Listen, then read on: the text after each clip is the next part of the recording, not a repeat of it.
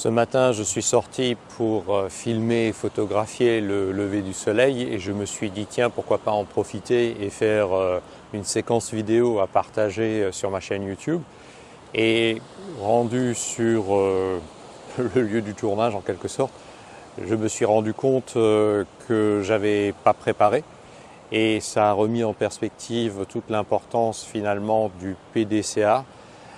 Et n'ayant pas préparé, l'improvisation, c'est justement d'illustrer maintenant cette importance de préparer avant de faire, puis de contrôler et éventuellement réagir ou corriger suivant les résultats que l'on a obtenus. Préparer pour ce matin aurait été d'abord de bien choisir le lieu, ensuite c'est choisir le thème sur lequel deviser et partager. D'être clair sur la narration, qu'est-ce que je vais pouvoir raconter, est-ce que ça a un sens de partager. Puis après, de réellement aller sur le lieu, être sûr d'avoir tout avec soi et puis pouvoir faire la prise de vue. Plus tard, contrôler le résultat, c'est le montage, la post-production. Évidemment, lorsque j'en serai à la post-production, je ne serai plus du tout dans ce cadre-là, je ne serai plus en vacances. Et il sera trop tard pour revenir refaire. Mais éventuellement, il faudra en tirer les leçons pour une autre fois. Donc là, en quelque sorte, ce matin, il s'agissait d'aller sur le Gemba, mais de manière tout à fait spontanée et peu préparée.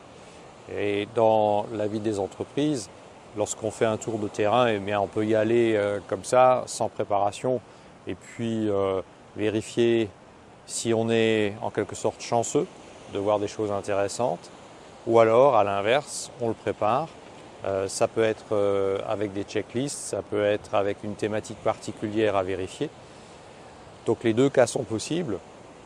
Est-ce que l'on retire plus d'informations, plus de valeur d'un Gemba spontané plutôt que d'un Gemba préparé? C'est à voir. Ce qui est certainement pas tout à fait indifférent, c'est de choisir le moment et le lieu. Si dans une entreprise on fait son tour de terrain lors de la pause du personnel, on ne verra pas la même chose que lorsque le personnel est actif et à son poste. Ça peut avoir son intérêt néanmoins. J'utilisais fréquemment les temps de pause des personnels pour faire des tours de terrain. Et j'allais voir au poste de travail si, conformément aux instructions, la séquence de travail avait été totalement terminée. Alors pourquoi est-ce qu'on avait imposé cela?